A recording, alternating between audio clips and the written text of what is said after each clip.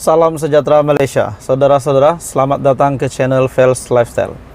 Tuan-tuan dan puan-puan semua, ini satu kehilangan yang saya nak sampaikan. Satu kehilangan, satu kabar yang paling mendukacitakan kepada negara Malaysia dan sudah pasti mengejutkan Datuk Seri Anwar Ibrahim. Saudara-saudara, dalam satu kenyataan, kehilangan dan pembaziran RM158.08 juta dikesan di 3 kementerian dan 4 jabatan. Wow. Ini satu lagi isu hangat yang timbul berkaitan dengan isu ini, kehilangan pembaziran RM158 juta. Ini bukan jumlah yang sedikit, tuan-tuan dan puan-puan semua. Bayangkan RM158.08 juta ini, berapa banyak pembangunan yang boleh dilakukan, berapa banyak rakyat yang boleh dibantu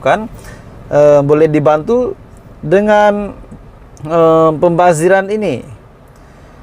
Kehilangan atau kerugian wang awam, pembayaran tidak teratur dan pembaziran sejumlah RM158.08 juta dikesan berlaku di 3 kementerian dan juga 4 jabatan persekutuan yang diaudit oleh Jabatan Audit Negara bagi tahun 2021.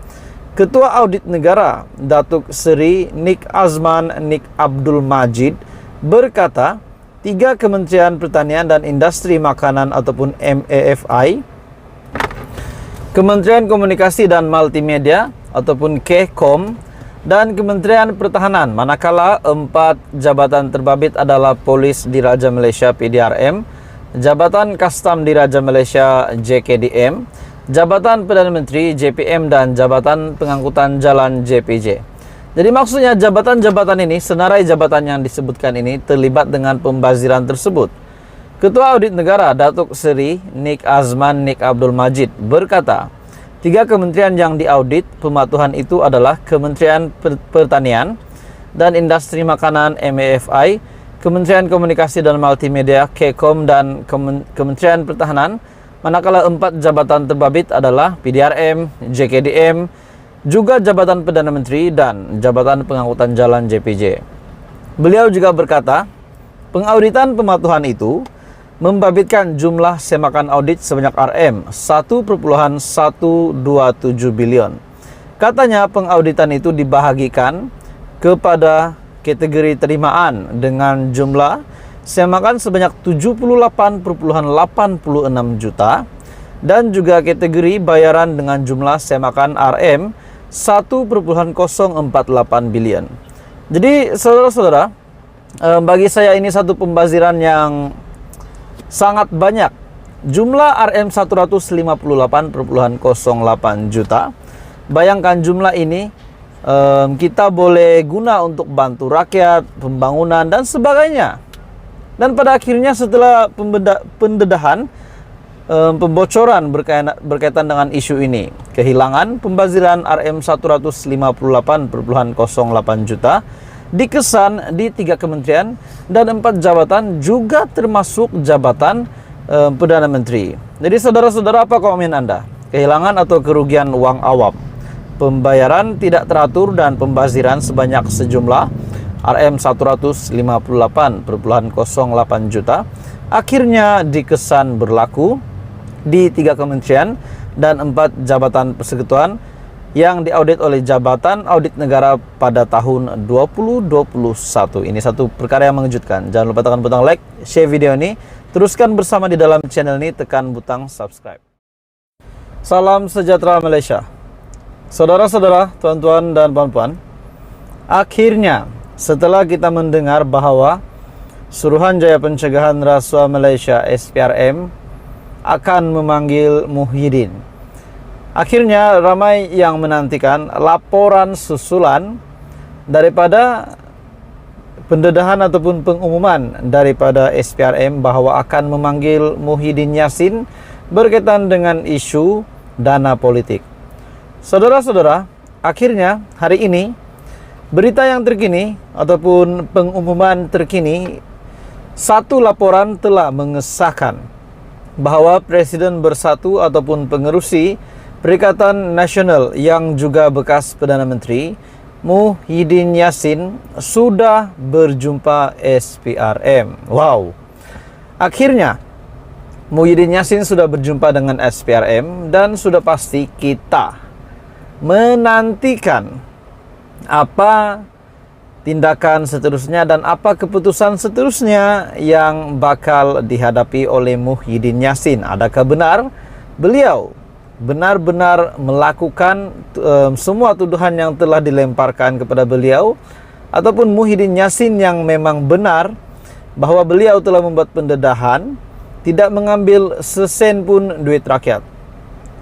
Bekas Perdana Menteri Muhyiddin Yassin dilapor menghabiskan masa dari pagi hingga tengah hari semalam untuk memberi keterangan kepada penyiasat Suruhanjaya Pencegahan Rasuah Malaysia SPRM di Putrajaya. Maknanya, pagi hingga tengah hari semalam adalah waktu untuk penyiasat SPRM meminta Muhyiddin untuk memberikan keterangan kepada SPRM. Justru menurut laporan utusan online, siasatan mengenai isu itu dikatakan sudah di peringkat akhir untuk dilengkapkan sebelum dihantar ke Jabatan Peguam Negara bagi menanti arahan selanjutnya. Jadi ini sudah pasti akan menjawab pertanyaan ramai orang. Dan sudah pasti setelah perkara ini timbul, banyak komen dari netizen, banyak komen daripada pengundi, daripada yang bukan mengundi juga kepada Muhyiddin Yassin. Ada yang kata Muhyiddin Yassin akan jadi klaster mahkamah baru sekiranya benar-benar didapati bersalah. Memang ada yang akan komen begitu di media sosial. Tidak kiralah di Facebook kah, di Twitter kah, di YouTube kah, di WhatsApp kah, di kedai kopi kah, cerita dengan kawan-kawan. Ada yang klaim bahwa Muhyiddin memang habislah kali ini, beliau akan dibuktikan bersalah. Namun semuanya pada akhirnya kita menantikan tindakan terkini daripada SPRM. Sebab Muhyiddin Yassin sudah memberikan keterangan dan kita menunggu tindakan susulan.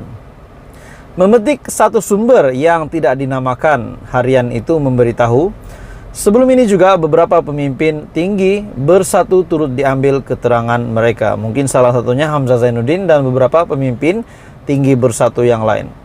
Apabila disiapkan nanti, kata sumber itu, Suruhanjaya Pencegahan Rasuah Malaysia akan menentukan sama ada wajar pertuduhan dibuat ke atas mana-mana individu ataupun sebaliknya. Pada 1 Februari yang lepas, Malaysia kini melaporkan akaun bersatu yang menjadi tunjang kepada Perikatan Nasional dibekukan oleh SPRM bagi membolehkan siasatan berkenaan dana parti itu dibuat. Ia berlaku sehari selepas bekas Ketua Setiausaha Sulit Muhyiddin, Marzuki Muhammad, mendedahkan penyata akaun parti itu. Melalui kenyataan yang disiarkan di laman web Bersatu, Marzuki turut menyeru agar PKR dan DAP untuk melakukan perkara yang sama. Jadi saudara-saudara, akhirnya Muhyiddin sudah memberikan keterangan dan inilah yang akan berlaku. Inilah keputusan yang kita nantikan selepas Muhyiddin Yassin memberikan keterangan.